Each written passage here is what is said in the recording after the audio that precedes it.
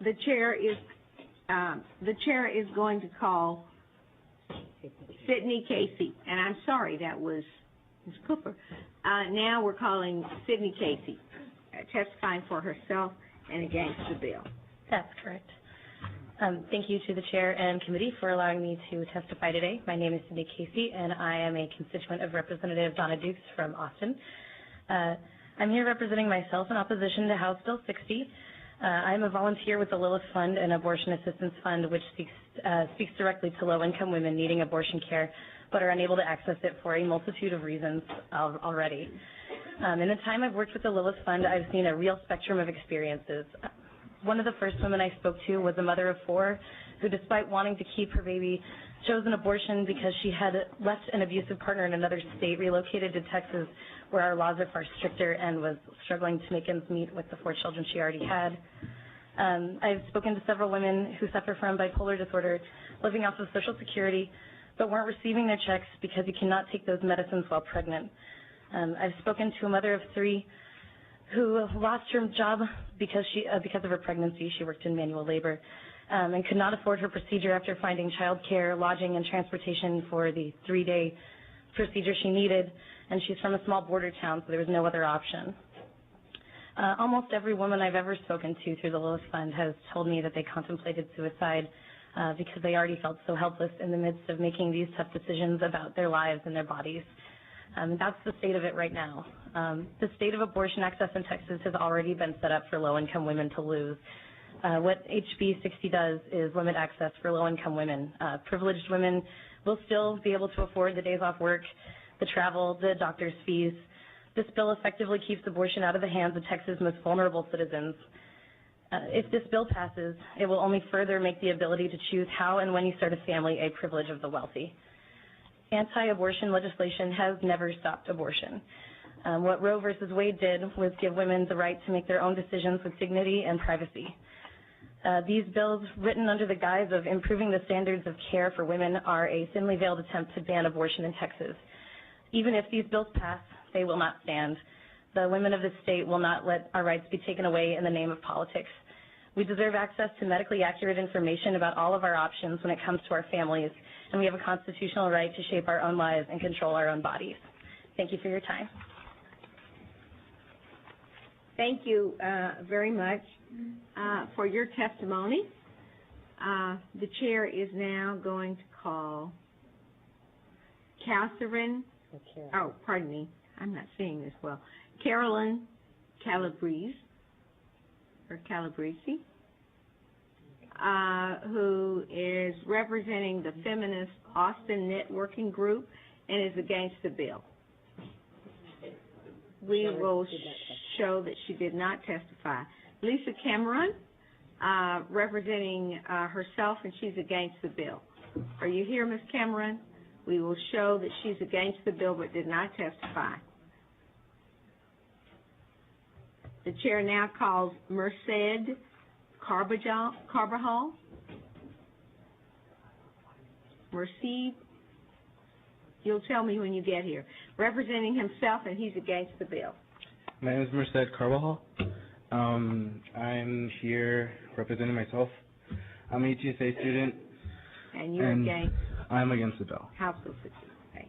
And most of what I'm going to say has already been repeated by almost everyone. So I just kind of want to, I guess, give you some simple logic, really.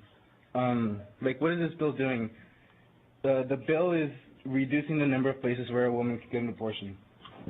And so what is that going to do? It lessens the accessibility where a woman can get an abortion.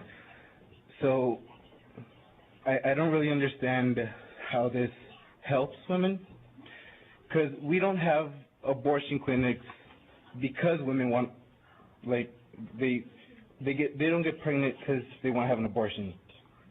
It's an unplanned pregnancy, and so they need the abortion despite why they can't have the child or why they can't raise the child.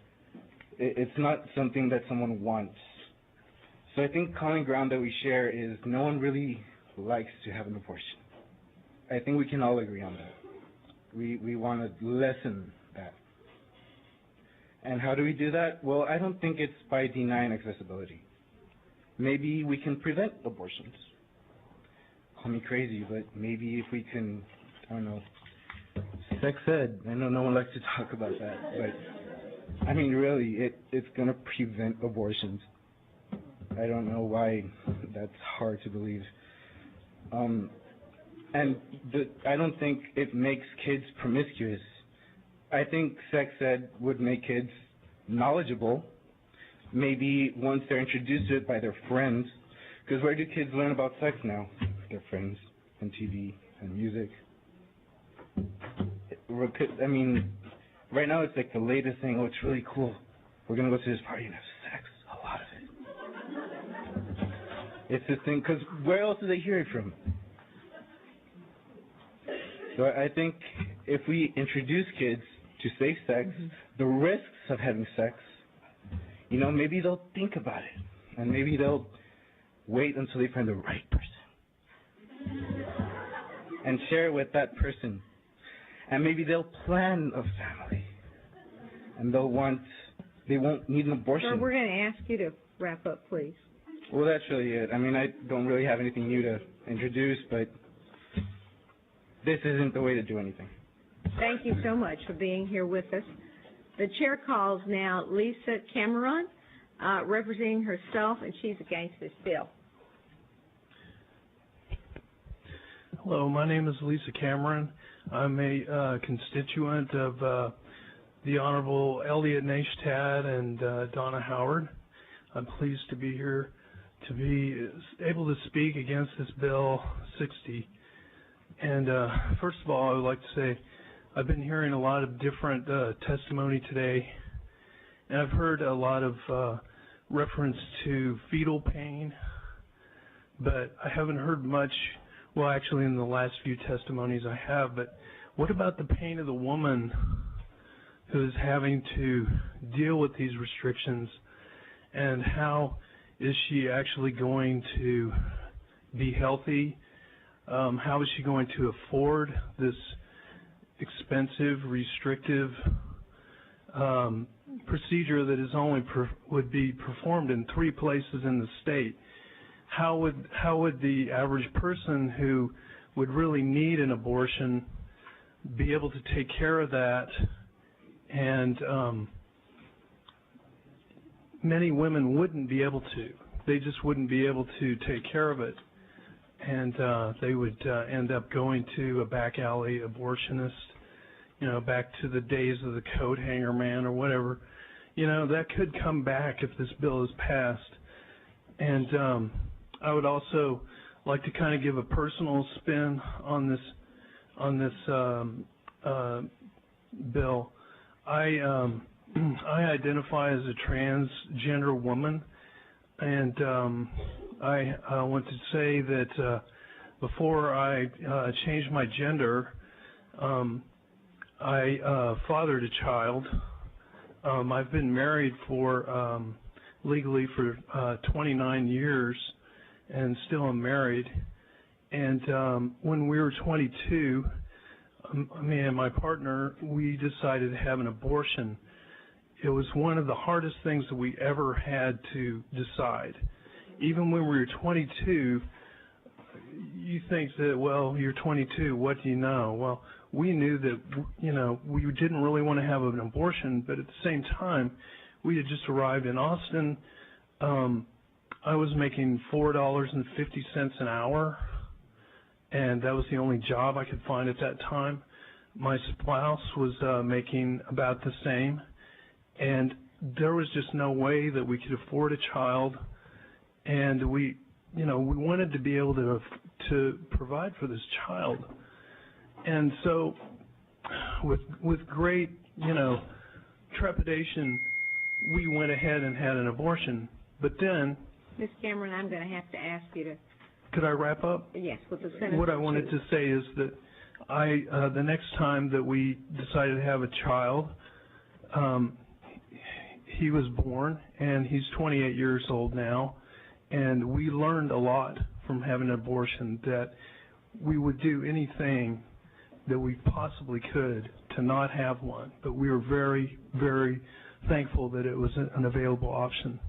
Thank you very much for your testimony. The chair is now going to call Carolyn Calabrese, representing Feminist Austin Networking Group and testifying against the bill.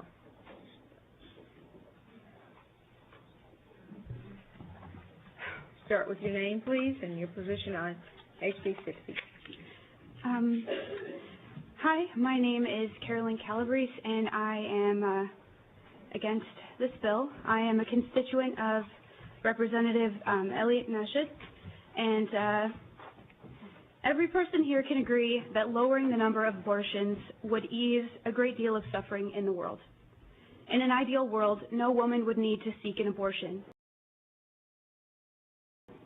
Wouldn't it make sense to treat the disease rather than the symptom? Lowering the number of unplanned pregnancies would reduce the need for abortions in our state. Teaching individuals how to control their fertility effectively would be the best way to help all Texans. I believe that every woman has the right to control her fertility and make the decisions that are the best for her body and for her family. The fact of the matter is that abortion is a legal right in this country, and these limitations cause unnecessary pain and suffering for Texans all across our state. Here in Texas, we have already placed unjust limitations on women's reproductive rights through the inflated costs already associated with the procedure, such as the new sonogram law. In our schools, we fund an inefficient program that keeps students ignorant of the plethora of resources that they can use to take their time planning a family. In our communities and in our jobs, we make it difficult for those who are struggling to care for their children and to have access to adequate resources. We are in the business of punishing people who make decisions that we don't all agree with, rather than helping them to protect their families. Abstinence-only sex education has been proven ineffective over and over again. It is unrealistic and damaging. In health classes across the state, teachers can only discuss the effectiveness of contraception when it fails, leaving young people ignorant and prone to making unnecessarily risky decisions. We cannot continue issuing edicts from a platform of superiority, a platform that most people fall short of. Just under half of all pregnancies in this country are unplanned. Our current methods of preventing unplanned pregnancies are failing hard. In 2010, the U.S. HHSC Office of Adolescent Health cited that there were 48,456 pregnancies to women under the age of 20 in Texas. 52% of Texas high school students in 2011 have had sexual intercourse, and of these sexually active teens, 46% did not use a condom during their last sexual intercourse. In the same year, only about 15% used some kind of hormonal contraception. Many hormonal contraception methods cite success rates between 92 to 99.9% effectiveness at preventing pregnancy. An increased understanding about the effectiveness of contraception could have prevented some of these unplanned pregnancies. The best news of all is that these high success rates don't need to happen in a lab. Perfect use is achievable by following the instructions on the packet, taking the pill on time, or scheduling an appointment. While no method is 100% accurate, a combination of methods promotes a much more realistic foundation of care. One more sentence. By focusing our energies and funds on teaching young people about their smartest options for powering their reproductive health, we can lower the need for abortions and promote healthier birth outcomes. Thank you very much. Thank you for your testimony. Appreciate you being here.